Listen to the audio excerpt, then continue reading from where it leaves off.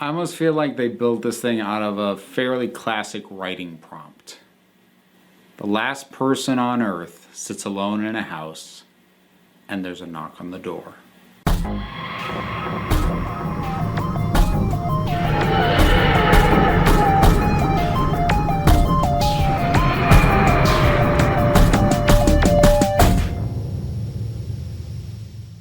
Listen.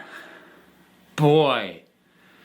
Me trying to make up my mind what I think about this thing has been a roller coaster. When I first saw this episode, I liked it quite a bit. I think largely on the strength of atmosphere, that opening monologue from Capaldi, some really good key moments.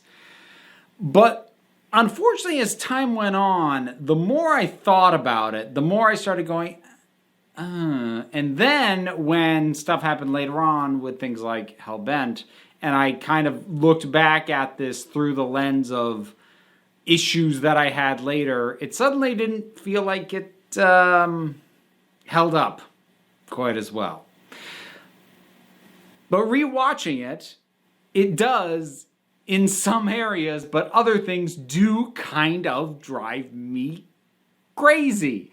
Like, this really is such a mixed bag. And usually when I say that, it's because, well, there's some things that are pretty good, some things don't quite work, and it evens out in the middle. Like, no, there's things I really, really like about this, and there's other stuff that I'm like, oh, come on.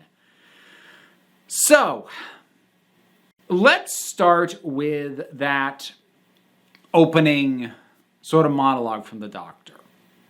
It's a bit self-indulgent, and it's something that they will do, again, with Capaldi later on during his run. Opening with just him talking in the TARDIS, effectively to the audience, ostensibly to himself.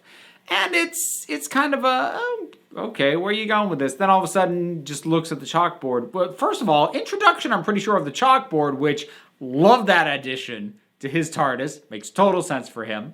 And also feels like it's seeding the, him ultimately ending up as a professor. I feel like elements of him having that kind of role are being laid in as it goes along, which is really cool, and I like that. But anyways, coming back to it, it just says on the listen, which, first off, it's the name of the episode, so, title drop. But in addition, the fact that he's just, openly asking the question, if you could hide perfectly and never be found, what would you do? And there it is on the chalkboard. I think if I were to nail down my conflict in my head about this episode, it's that it is immensely atmospheric. Some scenes are just executed to near perfection, but I'm ultimately not sure what it's in service of. Now, to be clear, not every episode has to serve a greater purpose. An episode can just be a fun episode. Robots of Sherwood was basically just a fun episode. Curse of the Black Spot, that's a fun one for me. That's a comfort food episode for me. Not everything has to feed a greater purpose. The thing is, though, this episode has this air of importance, of relevance, of depth to it, that if you're going to invoke that kind of feel, you probably should be saying something.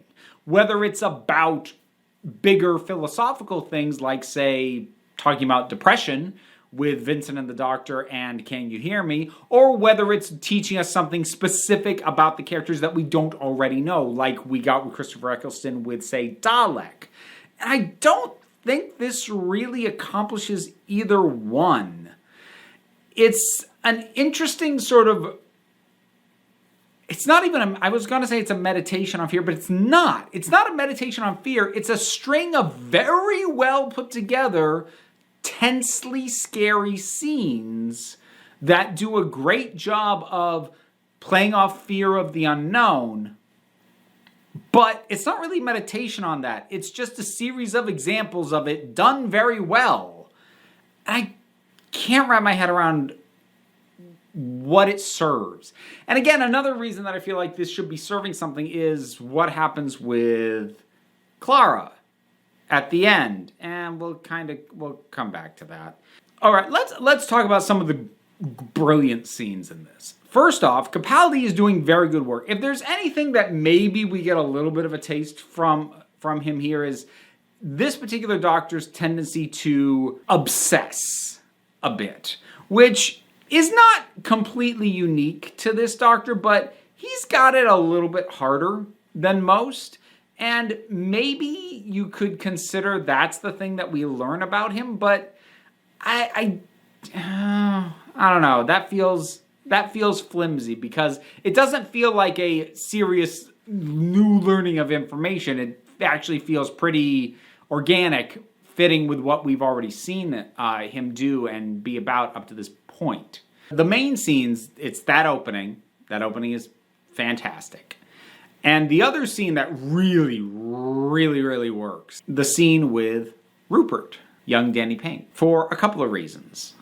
First off, just the idea of checking under the bed, coming back up, and something sitting on the bed under a blanket. That is simple but effective and tense as hell. And I love the doctor's speech to Rupert about fear being a superpower.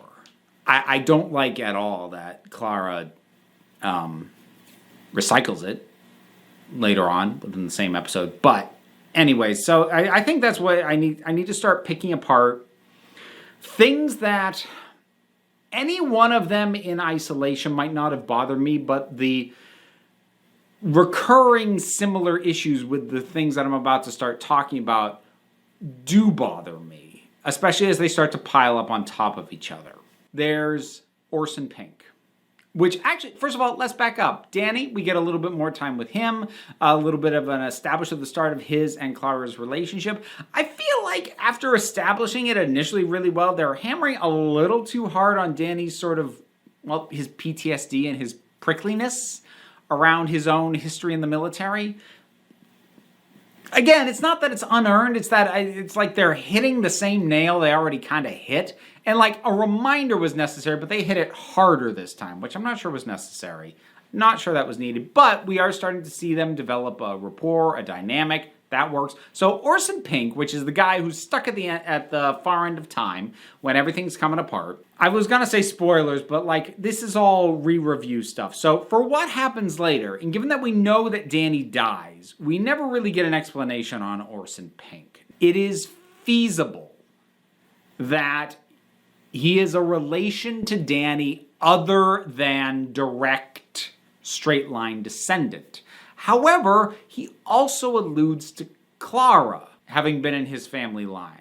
And while you could account for him being related to Danny without Danny necessarily having to still be around, to connect him to Clara, like, wait a minute. This by itself could be hand-waved as there are certain people, certain events that are fixed points in history, will always happen, were always going to happen, you can't really change it, or you can try it, but it's going to go badly. And maybe Orson Pink isn't one of them. So he was supposed to happen, but since Danny dies, maybe now he never does. That leaves a massive dangling plot thread that never really gets tied up or addressed in any meaningful way. And then we have the addition of what happens at the very end.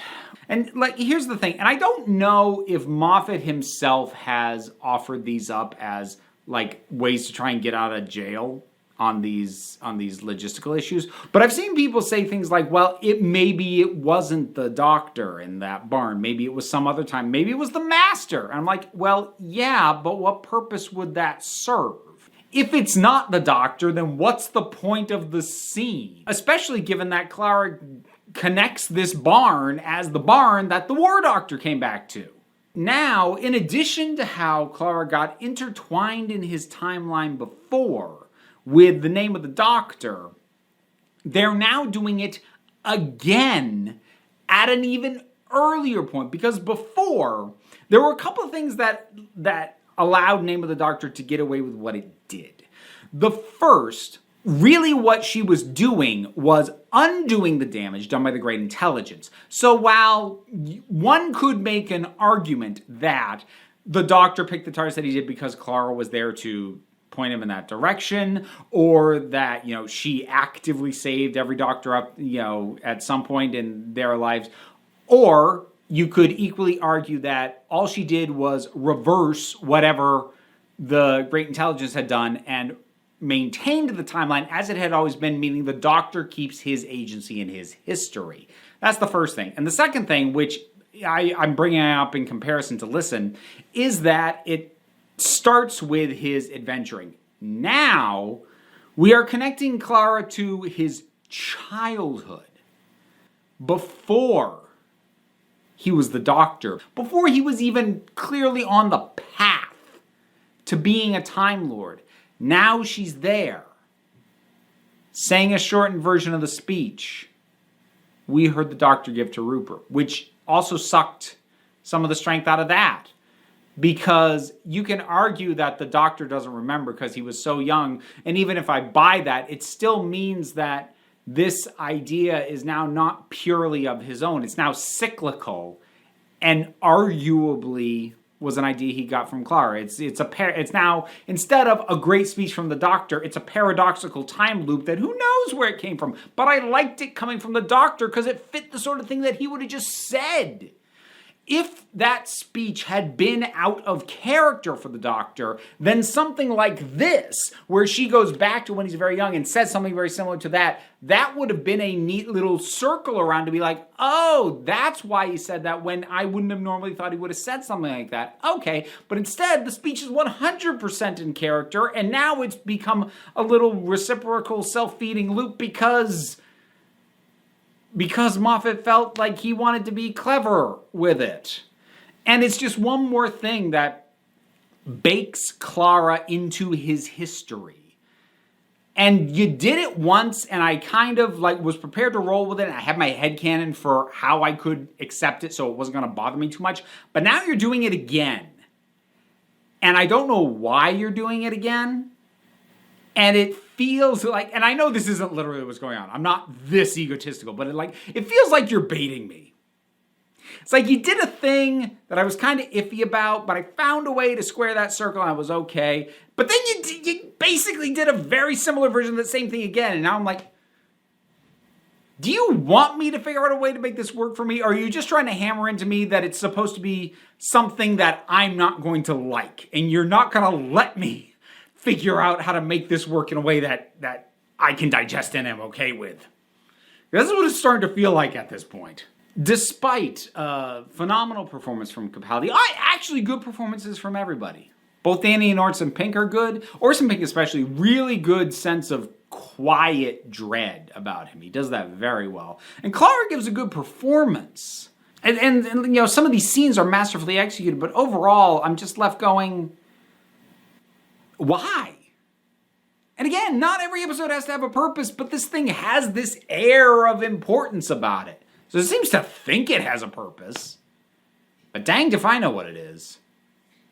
So that's Listen. You rewatched it lately? What'd you think about it? Whatever your thoughts are, drop something on down in the comments. Let's talk about it. Usual stuff to do. You know what it is. Like, subscribe, share this around with friends. I have a Patreon. I'm on Twitter, all sorts of stuff. Links down in the description. Click on them. They'll take you places, or you also don't have to. Because end of the day, you're the council. I just run the meetings.